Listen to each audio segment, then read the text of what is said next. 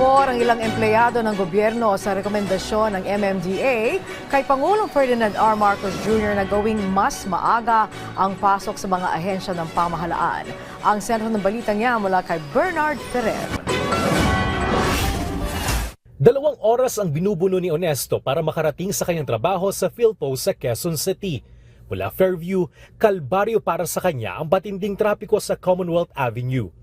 Kaya pabor siya sa rekomendasyon ng Metropolitan Manila Development Authority MMDA kay Pangulong Ferdinand R. Marcos Jr. na maging opsyon ang 7 a.m. hanggang 4 p.m. na working hours para sa mga ahensya ng pamahalaan.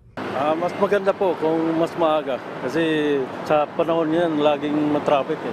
Sa ulat ng MMDA, inaasang makakatulong ang pinaagang working hours upang maging mabilis ang biyahe sa mga pangunahing kalsada ng Metro Manila. Aabot sa 37.15% ng government employees sa Metro Manila o 175,980 na individual na gumagamit ng kanilang sariling sasakyan ang maapekto ng bagong working hours.